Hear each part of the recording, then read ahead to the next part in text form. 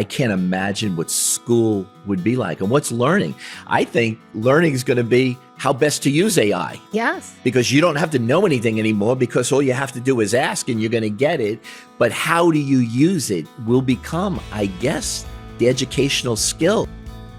Welcome back to the next episode of Make Minutes Matter, where we're continuing our conversation with my good friend, John Paguaga. Last time we spoke about how to know when it's time to move on. In part 2, we'll share how you can move on and the wisdom of how to do so. It is very interesting because there was something that I loved doing, and it checked all the boxes for me until it didn't. Yeah. And it took 18 months, to your point, and it was like, okay, something new now. What am I going to do next? But it's that idea, and again, whether you're in the second act or you're in your first act, that whole idea of transitioning from something that you want to do, that you're excited about doing, something that you have to do, when it becomes a chore, a task, perfunctory. I think that's something, again, from a self-awareness perspective, that if people could be more tuned into, that's a warning sign that you need to figure out how you're going to freshen it up. And to tie back to the 3 buckets. Yes. I was spending a lot of time in bucket 1. Yes. Oh, many, many days over those 18 months. But then I actually spent some time in bucket 2 thinking about it. Mm-hmm. And the recognition was, I put myself in bucket 3. I was done. Yeah. And I needed to get out before I kind of damaged, my brand, my idea, because the reviews and TripAdvisor, that was the most fun thing, the recognition part of it, and people that went on these tours. And you made their vacation. But that making an impact and a difference in people's lives, that was for me and continues to always be a core value of mine. And I got a chance to do that. They might not have been the biggest tippers. Sometimes tipping isn't part of the culture from some countries. Mm-hmm. But boy, I get a lot of hugs and handshakes. John, this was great. This was great. And I wanted to quote Jerry Maguire, show me the money. Well, certainly being financially rewarded is one way of being recognized. But the reviews actually really yes. was the currency that I was looking for. And that I got. And it was great. Again, until it wasn't, and it was time to go. Yeah. And then having the courage to be able to say, you know what, it's time to go do something different, to take a beat, figure it out, and then get back in to do something that might be a variation of what it was, or going off in a completely different direction.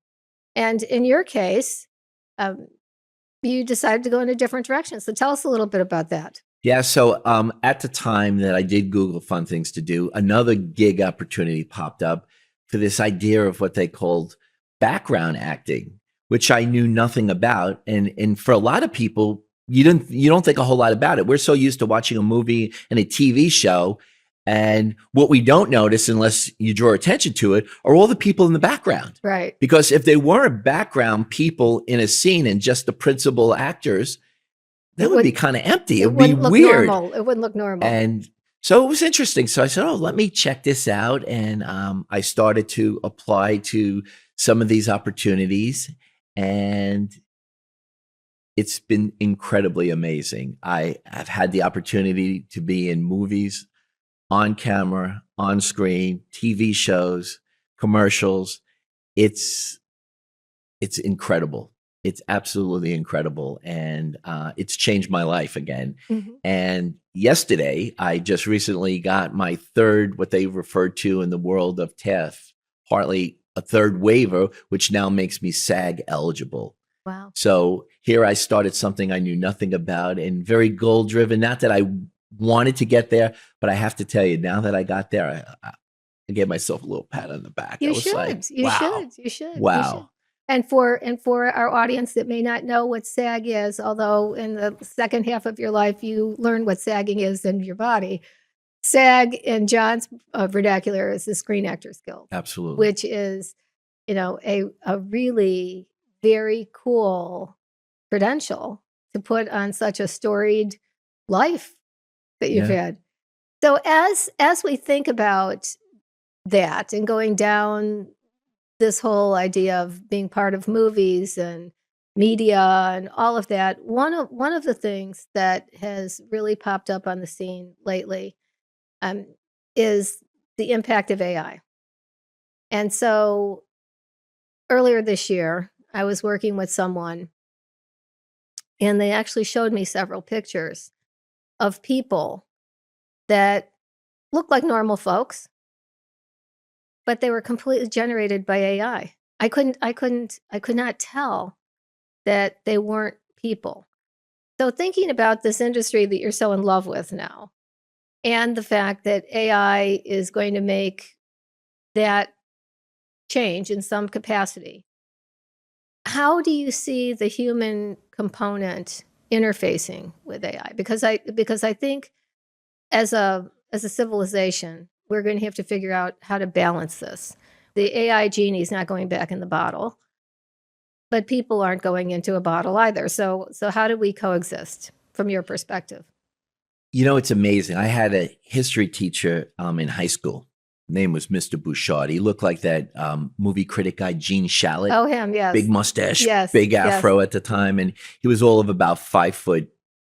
Mhm. And he used to constantly remind us, he used to stand in front of the class and shake his fist and tell us that we're doomed for failure. History repeats itself if we don't learn from history. Yeah, And the frustration to see this again happening with AI is what happened when the internet first came out. that's right. It was the horses were out of the barn and there was no way you were bringing them back. Mhm. And now we've seen it now happen with AI. So now everyone's trying to catch up. And how do you try to put a ring fence around something that's just exploded?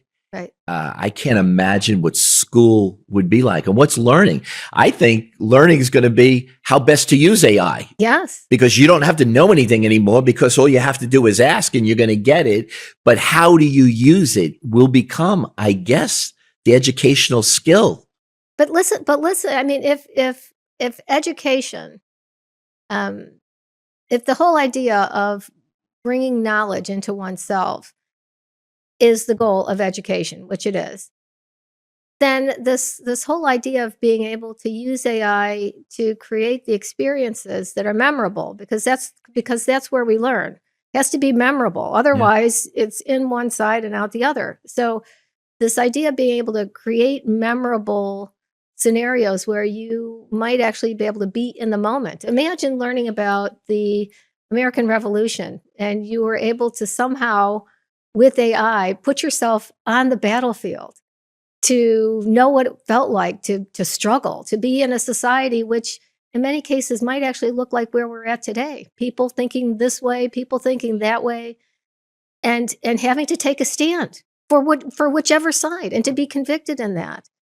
Imagine if we could help ourselves take these key moments in our history through AI and allow people to know that this isn't the first time as a country we've experienced this stuff. We've been in very challenging times before, and we'll continue to do that in the future. But we should use this as a tool to find common ground, I think. What do you think about that? Well, I mean, it's very interesting now where I am in retirement. You ask, like, how is AI going to affect my life? Well, you know, I'm out of the rat race, and I didn't decide to go in the direction that you did, which I think is incredible what you're doing, and I'm so excited for you. And every once Thank in a you. while, I get to participate in that. But for me, in this world of acting and background acting, and hopefully evolving into more, it's downright scary what's going on. I mean, you want to talk about an evolution of an industry. Yeah. I don't know what that's going to look like in a very short period of time. So I think the impact, the potential impact, is incredible, and I don't think it necessarily is going to be very positive for all the people that are playing in that space. Yeah. One of the things that just came to mind as you were saying that is, I mean, remember in the previous days, if you were going to try to do filming in a studio setup, you'd have to have people create the backdrops and all of that stuff. Now you can just do that on a computer. You don't need to actually build the set. You can create the set online.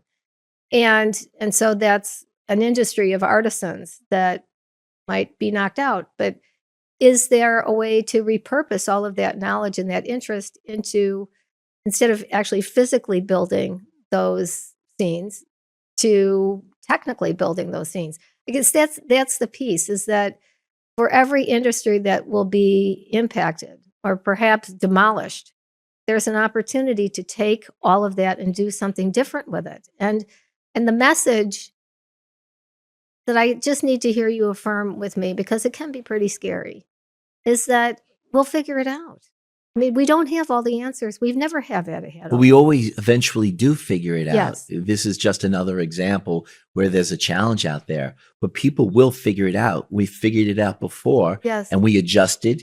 And it's funny, when we were growing up, and technology was kind of entering our lives. Remember, I graduated college, and the first resume I put together, I typed on a typewriter. Well, I hope And it if- was an IBM Selectric with the liftoff tape. And if you made a mistake, you had to correct a type, but that wasn't any good. Do it all over again. Right, because that only worked if the word that you misspelled was the same amount of letters. Oh, you had to redo the whole line. It's incredible to see. So with that, and people adjust. And the thing I was going to say is, like, all the jobs that never existed, that think about in 5 years from now, all the new jobs that will be out there that never, and think of all the jobs that are out there today that will go away. That's right. And be replaced by something different. So we're coming full circle again, because it's in all of our best interest to be the man in the mirror, to look in the mirror and try to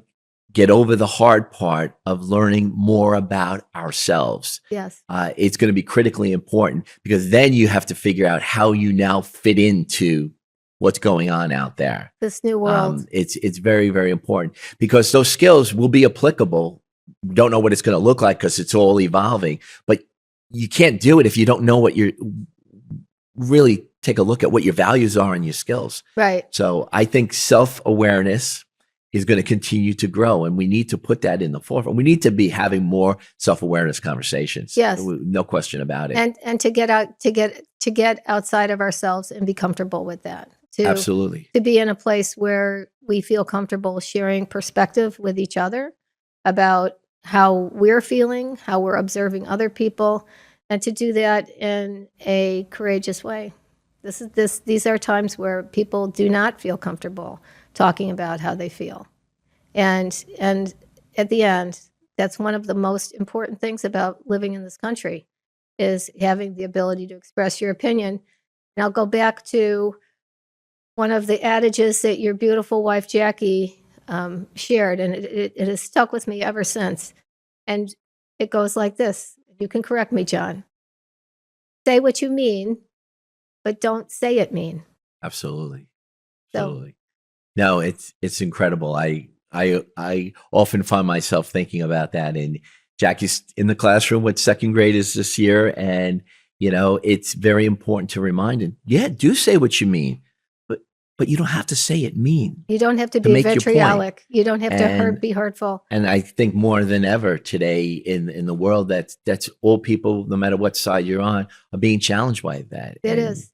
I think it's a little sad. I think maybe we had the opportunity for a bunch of years when we were growing up. It wasn't as bad as it's gotten now. So, yeah. Well, the speed of communication has increased tenfold or even more than that. So what someone says, it's instantaneous, and it reaches a very wide audience. When we were coming up the curve, it took a while for word to get out.